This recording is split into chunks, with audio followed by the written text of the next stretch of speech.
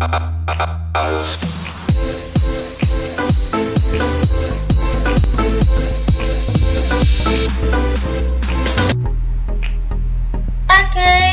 datang kembali di bimbingan belajar kebidanan. Kali ini kita akan membahas tentang materi kebidanan komunitas part 1, di mana nantinya akan ada video part 2 karena kebidanan komunitas sangat banyak pembahasannya. Langsung saja kita ke materi tentang kebidanan komunitas. Sebelumnya, jangan lupa subscribe, like, dan komen channel ini ataupun video ini agar teman-teman semua tidak ketinggalan dengan informasi terbaru mengenai pembelajaran seputar kebidanan. Langsung saja kita pembahasan materi pertama, yaitu konsep dasar kebidanan komunitas.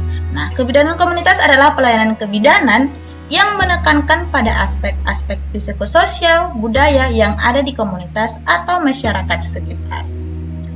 Mampu berperan tidak hanya sebagai pemberi pelayanan, tapi juga sebagai komunikator pengambil keputusan, dan juga dapat memimpin komunitas dalam menggerakkan masyarakat untuk meningkatkan derajat kesehatan, terutama kesehatan perempuan, bayi, balita di wilayah kerjanya. Selanjutnya, seorang bidan komunitas memiliki tujuan umum dan tujuan khusus. Yang pertama, kita akan membahas yang namanya tujuan umum. Jadi, tujuan umum seorang bidan komunitas itu adalah mampu meningkatkan kesejahteraan masyarakat, khususnya kesehatan perempuan di wilayah kerjanya. Sehingga, dengan hal itu, maka masyarakat mampu mengenali masalah dan kebutuhan serta mampu memecahkan masalahnya secara mandiri.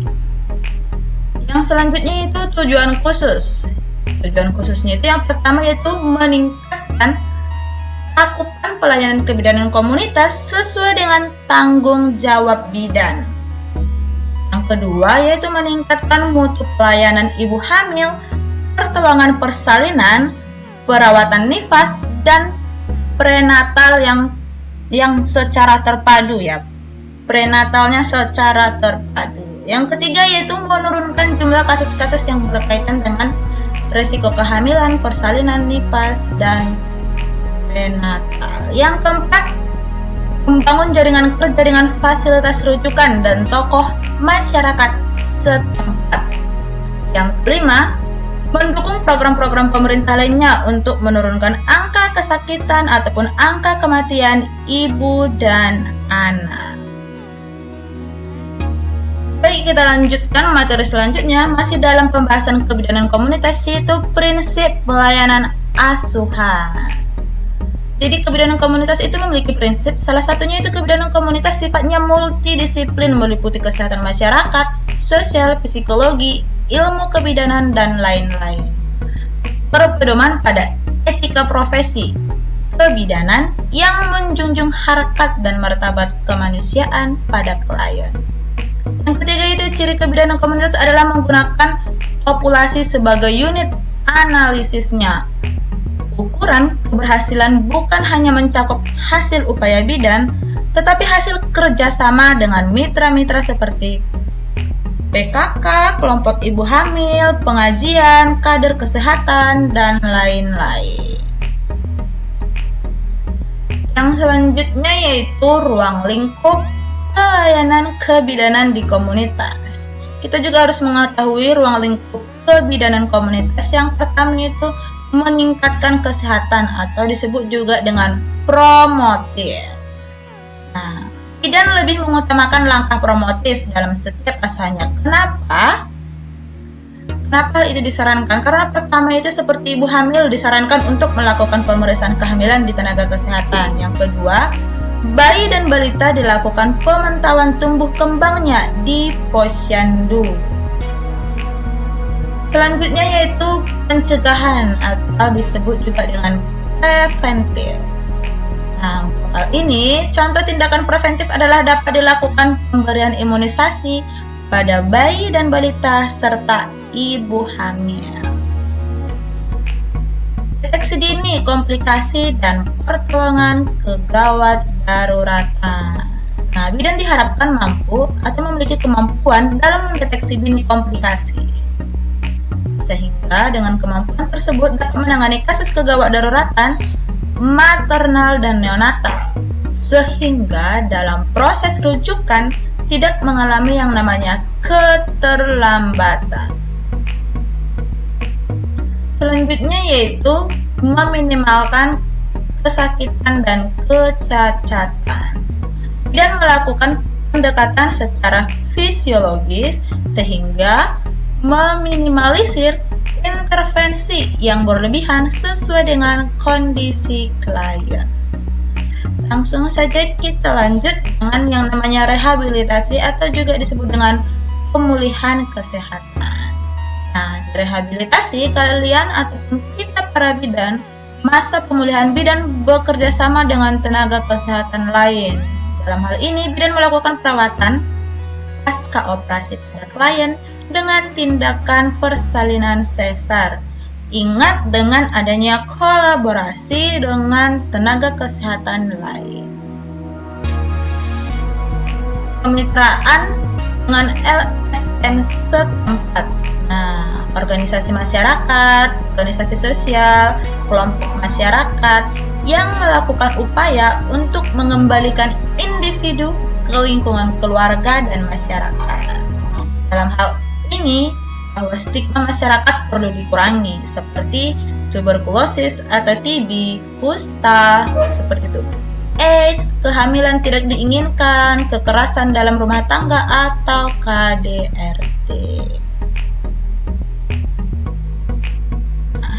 Seorang bidan komunitas memiliki yang namanya tugas utama. Yang pertama yaitu peran bidan. Peran bidan yaitu peran sebagai pelaksana. Yang dimaksud dengan peran bidan sebagai pelaksana itu memberikan pelayanan kebidanan kepada wanita dalam siklus kehidupannya, yaitu asuhan ibu hamil, bersalin, bayi baru lahir, nifas, neonatus, sampai pada keluarga berencana dan lansia. Tugas mandiri. Nah, seorang bidan memiliki yang namanya tugas mandiri bidan, yaitu menetapkan manajemen kebidanan pada setiap asuhan, memberi pelayanan dasar pranikah pada anak remaja, memberi asuhan kebidanan kepada klien selama kehamilan normal, memberikan asuhan kebidanan kepada klien dalam masa persalinan dengan melibatkan klien atau keluarga, memberi asuhan kebidanan pada bayi baru lahir, memberi asuhan kebidanan pada wanita dengan gangguan sistem reproduksi dan wanita dalam masa klimakterium serta menopause. Oke, kita lanjut materi yang selanjutnya, itu ada yang namanya tugas kolaborasi. Nah, kali ini seorang bidan harus melakukan kolaborasi dengan tenaga kesehatan lainnya, yaitu menerapkan manajemen kebidanan pada setiap asuhan kebidanan sesuai fungsi kolaborasi. Memberi asuhan kebidanan pada ibu hamil dengan risiko tinggi dan pertolongan pertama pada kegawat daruratan yang memerlukan tindakan kolaborasi. Selanjutnya, memberi asuhan kebidanan pada ibu masa persalinan dengan risiko tinggi serta keadaan kegawat daruratan yang memerlukan pertolongan pertama dengan tindakan kolaborasi. Intinya semuanya berdasarkan dengan kolaborasi terhadap tenaga kesehatan lainnya. Yang selanjutnya, peran sebagai pengelola. Nah, bidan memiliki peran sebagai pengelola. Yang pertama, mengembangkan pelayanan dasar kesehatan di wilayah kerjanya. Yang kedua, berpartisipasi dalam tim. Bidan berpartisipasi dalam tim untuk melaksanakan program kesehatan sektor. Selanjutnya yaitu peran sebagai pendidik. Nah, bidan memiliki peran sebagai pendidik. Yang pertama yaitu memberi pendidikan dan penyuluhan kesehatan kepada klien. Yang kedua, melatih dan membimbing kader pada masyarakat atau komunitas tertentu ya. Selanjutnya, peran sebagai peneliti atau investigator. yaitu bidan juga berperan sebagai mengidentifikasi kebutuhan investigasi yang akan dilakukan seperti menyusun rencana kerja pelatihan. Selanjutnya bidan juga melaksanakan investigasi sesuai dengan rencana terhadap komunitas tersebut. Selanjutnya menyusun laporan hasil investigasi dan tindak lanjut, memanfaatkan hasil investigasi tersebut untuk meningkatkan dan mengembangkan program kerja atau pelayanan kesehatan. Selanjutnya yaitu fungsi bidan. Nah, bidan memiliki juga yang namanya fungsi. Yang pertama, fungsi sebagai pelaksana.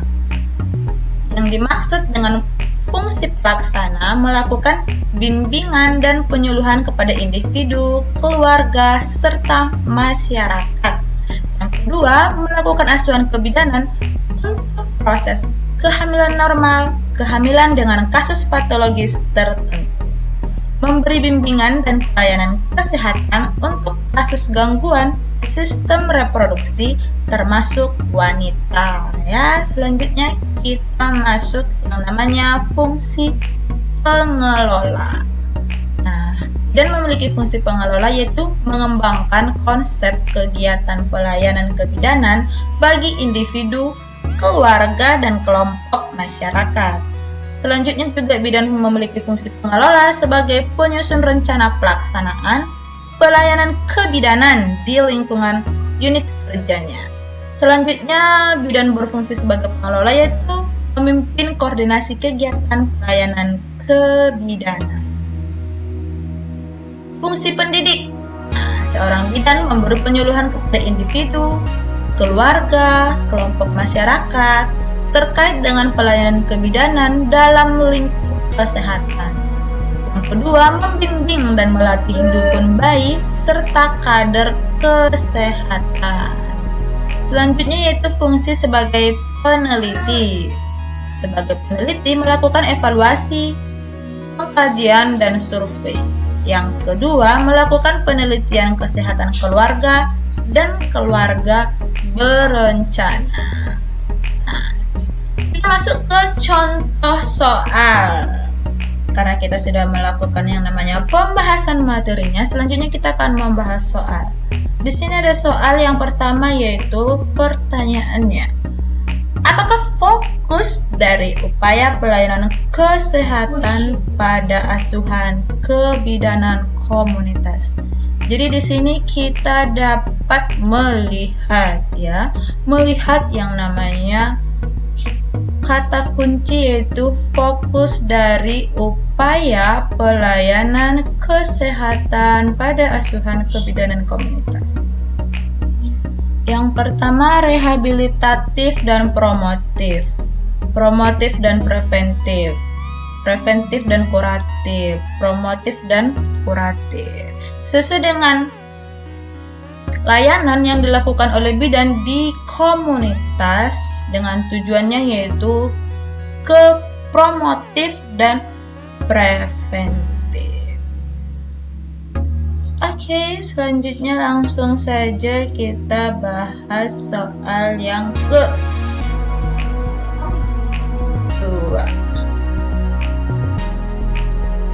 Yang kedua yaitu seorang bidan di suatu posyandu memberikan simulasi dan role play tentang cara hidup sehat kepada pasangan usia subur meliputi pemberian gizi serta personal hygiene, imunisasi.